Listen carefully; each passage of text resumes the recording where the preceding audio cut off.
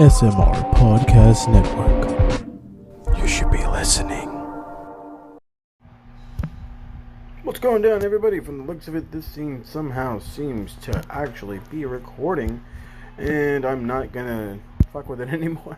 So, if you guys are a little tripped out by like, what in the fuck is going on, don't trip, Tater Chip. Your boy right here coming at y'all way later than I should be with a quick review of last night's Clash of Champions. The G1 also went down. Night 2, probably one of the best matches I've seen so far in this G1, even if not the fucking pandemic era. Just so much has gone on, but we're going to stick to just Clash of Champions. Do know that I have a full Night 1 review of G1, both A and B block, dropping Wednesday. I know I've been talking about dropping them sooner. The reality is the notes got done, but the recordings didn't get done. So Wednesday, the first one will drop. And then I'm hoping Friday I will drop Night 2, and then hopefully try to stay a little bit better up with the rest of it at that point. So, just want to get into this fine, you know what, I don't even want to call it fine show. It was a good show. I didn't exactly hate it. I didn't fucking love it. There was some big ups and a few downs. The biggest thing, and we all know I'm not a big pre-show guy. It's football season, so Sundays for me are normally football first, and football first is exactly what happened. My Chargers were playing, so I missed the pre-show. I actually even missed the first 10 minutes of the actual main show itself, but it didn't really matter because all apparently it was entrances. Ignore any noises you may or may not get in the background.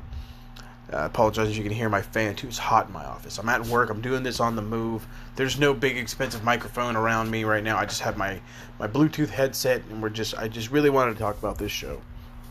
So, the pre-show match, I believe, was Nakamura and Cesaro against the Lucha House Party, and no Grand Metalik for this one, so you already know the Lucha House Party is going to have issues because Kalisto seems to be kind of on like this I'm a dick move thing as of late. So that's just unfortunately how that one played out.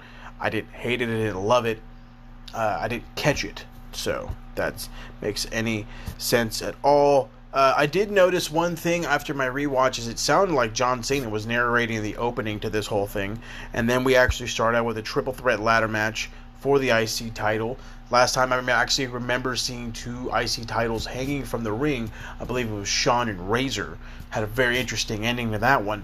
This one, very interesting ending.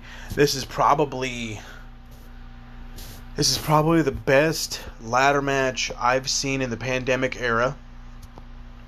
This is probably the best ladder match I've seen since the first North American Championship match that NXT had. So this was absolutely fantastic, except for the fact of the matter was, as the entire time that these guys were competing, it felt like they were just in there trying to kill each other. And there was parts of the match where I'm surprised people didn't die. There was one spot that I thought was dumb as shit, and it was like Jeff ends up getting his arm caught in a ladder upside down, so it's like a giant pair of scissors right over his arm, damn near to chop his arm off. I'm really surprised. So, I mean, you had that spot. There was the gigantic Super Senton 20 years to the day or whatever from Jeff onto Sammy through a wooden ladder bridge. I thought all of them were aluminum or tin foil even, but no, apparently this one was ladder. You could see the shards of wood all over the ground. It was kind of interesting. There was this crazy spot where I legitimately fucking just screamed in absolute terror. Jeff is teetering on this ladder, and he's climbing it, and I think it's AJ is just teetering this thing like a fucking teeter-totter, and it's going up and down, or seesaw, whatever the fuck you want to call it. And all of a sudden, Jeff, for some dumb reason, decides he wants to start climbing at the opposite direction. He gets stuck.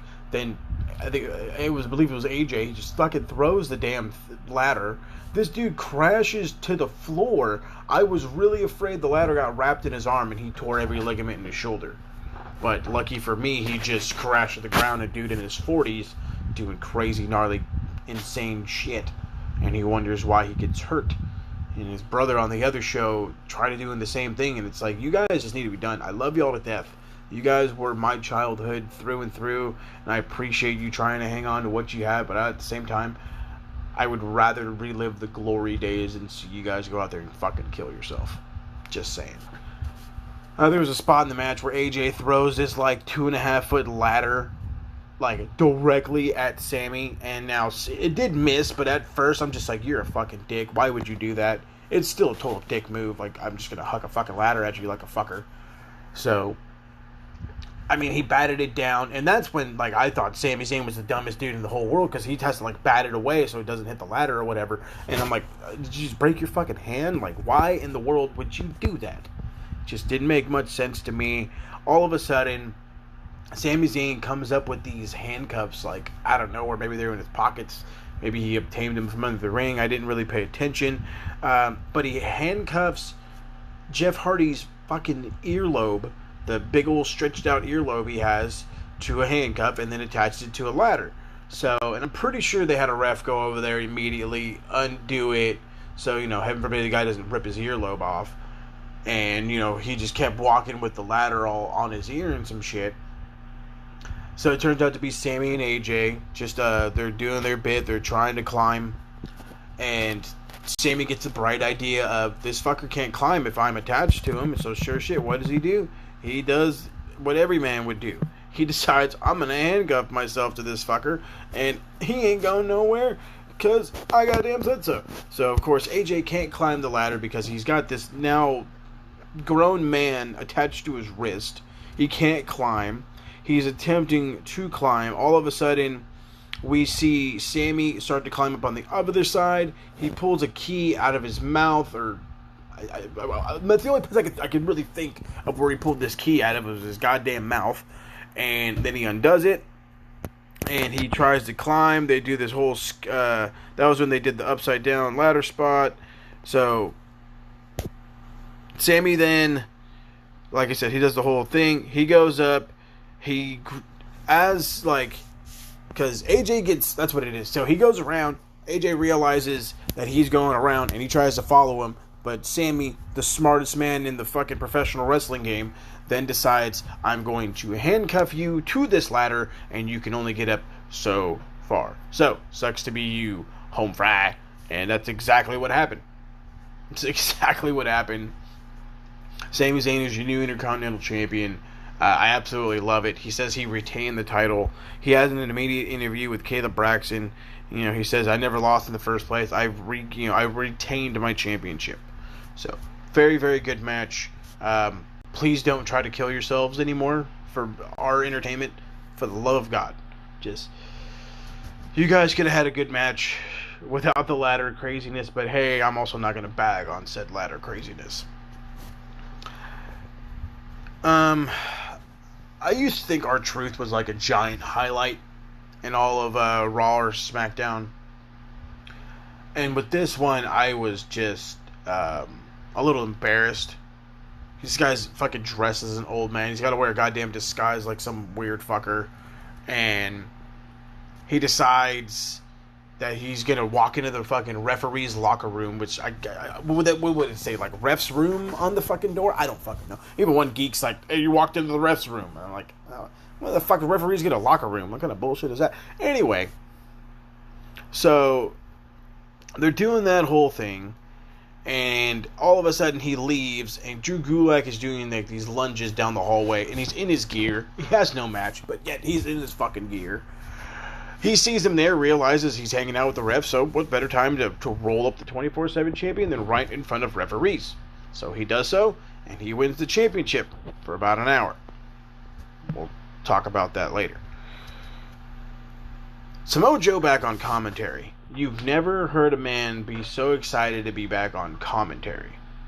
Good for him. I'm happy for him. I really, really, really am. We get Zelina Vega versus Asuka. This was originally supposed to be a pre-show match. They moved it to the main show.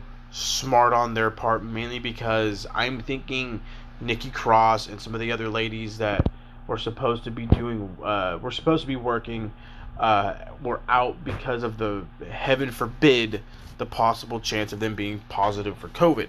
So, taking precautions, as we're going to find out later on. Nikki Cross does not get her shot for the SmackDown Women's Championship. Instead, Bayley holds an open challenge. But again, let's get to this Raw one first before we get to that one. It was an alright match. I've never really seen Zelina Vega wrestle to a full extent. I think she had like a couple of matches on NXT. I did not see any of her TNA run, where apparently she was a women's tag champion in TNA.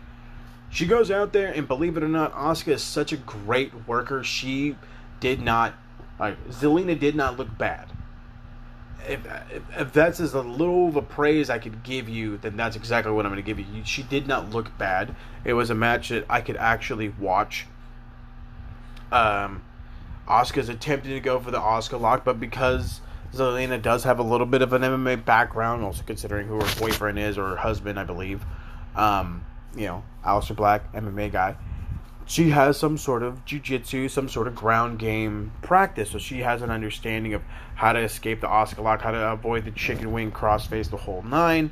So they do a bunch of messing around. They're trying to get the Asuka lock on. She can't get it on. All of a sudden, the second it's in, taps without question, and Asuka retains the Raw Women's Championship.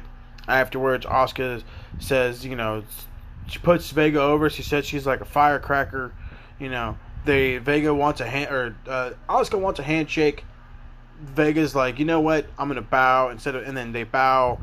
Pretty much that then led to Zelina jumping her and pretty much telling the entire world that this feud will continue whether we want it to or not. Now, not to be that guy, and trust me, I don't want to be that guy, but I'm going to be that guy. The next thing we had up here was the U.S. Championship match, Bobby Lashley against against Apollo Crews. And this was as much of a Raw match as I've ever seen on a pay-per-view. We've seen this match so many times over. I have zero interest in this thing. I don't give a flying fuck, let alone a standing fuck. Bobby Lashley should be this dominant guy. He should be an upper mid Carter. He should be close to a main event star. Yet he's in a goddamn comedy act with the fucking Hurt Locker. It's just, it chaps my ass. It really does. Bobby Lashley is a dude that I'm sure if we really wanted him to, he could be that guy that I feel like a match with him and Lesnar would be fucking great, because we've been clamoring for it forever. And I think now would be a good opportunity to go for it. But it's probably not going to happen, because we don't know if or when Brock will come back. As far as I know, his contract has been up ever since the last Mania. So, and if he's not back yet, and he don't really give a shit, because he makes plenty of money as it is. So, if we don't see him again, do not be surprised. Do not be surprised if we don't ever see Brock Lesnar again. I'm joking. We'll see him at some time. Probably when fans come back, but not anytime soon. So, Apollo did get a comeback. He hits this elbow and crossbody onto the floor. There was an insecurity into a press slam, standing moonsault. That's when there was Lashley hits a superplex, the Dominator, and then he kills him with the Hurt Lock, aka the Bobby Lock that I like to deem it, Full Nelson, Master Lock, whatever the fuck you want to call it. Bobby Lashley still your United States champion. Alright, so let's continue onward. We have I want to say it's the Raw Tag Team Championships. This is the Street Profits against Angel Garza and Andrade. They're without Zelina, obviously, because, she just had a match. And truth be told, I really didn't like this match. I really did like it. I felt like they had a lot of good action. I feel like these guys have been working together so damn often. They finally have some sort of chemistry together. It followed the biggest part of this whole match was Angel Garza got hurt, right in the middle of it. I forgot what all he did to get hurt. I know he hit a Spanish fly. It was a big Spanish fly, and then that was practically the last time we saw him. All of a sudden, we see, I think it's Angelo Dawkins and Andrade. They're in there, they're working, they're doing their thing. I think Dawkins hit like a power bomb or a spine buster. I think it was a power bomb, and gets a near fall, but the ref counts 3 anyway. It's clear as fucking day that it wasn't 3. The ref, the commentators noticed it. I'm sure every fan noticed it. Pretty much what happened is they knew how bad Angel was hurt. There's a fear it's a possible torn quad or maybe even a hip injury. We're not 100%. I do know that he's in there getting x-rays today as I record. I should say, I can't say as I speak, as I record. So, I mean, let's hope for the positives and just, you know what I mean? That's all we can do. All we can do is hope for positive, hope he'll be alright. But this whack job finish, you can see it disgusted everybody. Like I said, the commentators shit on it. You can even see Montez Ford just like looking there in like utter disgust. Like, did we really just put on a pretty good match and then just stop just because this guy got fucking hurt? And you know, the refs get told, because they wear earpieces, the refs get told, hey, take it home. Hey, count it. You know, whatever. In that instance, you could have very easily had told one of these dudes, hey, you guys need to take it home. And give them, like, a minute to put something together, so that way it has to go home quickly, a little abruptly, but it's not this random, I kicked out at 2, yet you counted 3, because now you look like you have a stable of fucking goddamn referees that look like they got trained by Nick Patrick. Incompetent assholes. The lot of them. And I don't think that that's the intention they're trying to have here. We get told that there's going to be a 2-night draft beginning October 9th, so after Hell in a Cell. Or no, not after Hell in a Cell. After TakeOver. So TakeOver is on the 7th. That next Monday starts starts on the 9th of October on a SmackDown. So yeah, a couple of days after NXT. So yeah, the week after the week of TakeOver. TakeOver's on the 3rd, sorry, not the 7th. So TakeOver, then NXT, and then they'll do the draft. It'll follow up on Monday. So we'll start Friday, finish Monday. More bullshit. They did mention more backstage crap with the 24/7 title and R-Truth. They did mention that apparently Akira Tozawa was actually eaten by a shark. I'm looking around the room like this is a legitimate thing. This is a very legitimate thing. They are actually playing up how this guy was killed at sea and nothing is coming of it, or I don't even know what. All I know is shit like this is what makes wrestling embarrassing at times. I did watch probably the first hour plus of this show with a very non-wrestling fan. As in, he knows only what he's been told. The majority of his wrestling watching has come with me being his best friend. And that's legitimately it. Legitimately. He did really like the ladder match. He said that was a lot of cool action. He did joke around about it a lot, like how in the hell is people just like hitting other guys with ladders and then going up there and, well, you know, hey, logic is this big old thing these days, bud. So, yeah, I'm not gonna. This is where Truth won the title back from Gulak, but, you know, after Gulak had mentioned again that Sarah was eaten by sharks. Bayley's cutting a promo in the ring. She's mocking Nikki Cross for not being able to compete. She then makes an open challenge and then quickly declares herself the winner because I don't really want to have an open challenge, but fuck you. Asuka comes out anyway. They have like 3-4 minutes of a match, and then Bayley just randomly hits Asuka with a chair to cause the DQ. That's when we see Sasha Banks come in. They fucking brawl it out, and they're totally leading up to them in Hell in a Cell. Is my guess. But they're definitely building towards that at the next pay-per-view. So, I gotta get this off my chest because I feel like it needs to be said. This ambulance match is what should have closed the show. The ambulance, I understand what they were trying to do in proving to you that Roman is the end-all be-all now. He is the big dog for real. He's the biggest heel. He's the biggest asshole. Whatever. He's great, and we'll talk about that when we get to that. But this right here, where the baby face came out completely and totally on top and looked like $1,000,000, this is what should have ended the show. Now, as far as the work in this match, it was very, very good. Drew McIntyre is a great worker, as we've already known, and we know very well that Randy Orton is actually a pretty damn good worker in his own right, being, former 13-time world champion, along with God knows how many other list of accolades that he actually has. So, ambulance matches, believe it or not, was something that got started back in the WCW days. So to see it come full circle and be used a bunch on WWE television kind of makes me laugh. I did get a little bit of a WCW vibe from this, though, because they started in the ring and then they decided they wanted to brawl all over the place.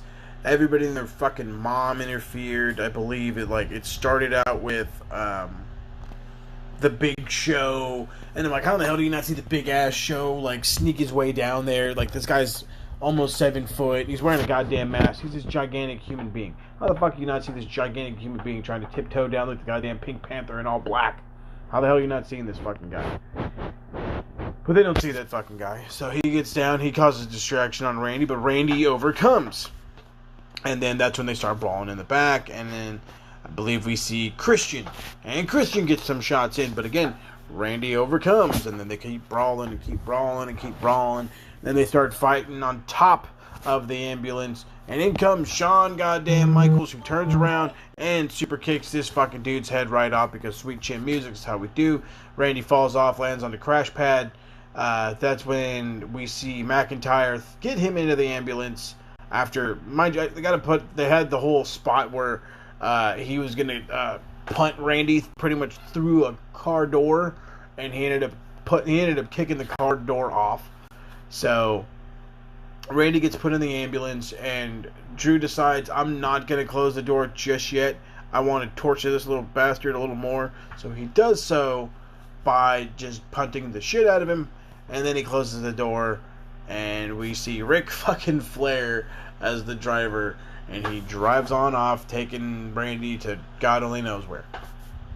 So again, I really did like this match. I thought it was a lot of great action. The last time we saw Randy in a fucking slow, methodical match was the greatest wrestling match of all time. No, it wasn't.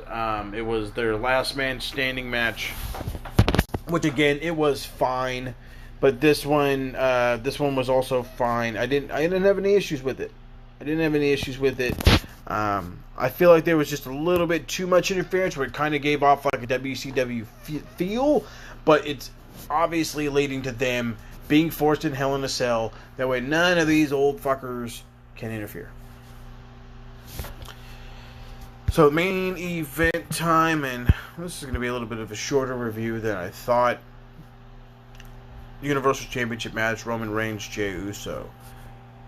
Now this match right here, in my personal opinion, was very, very good.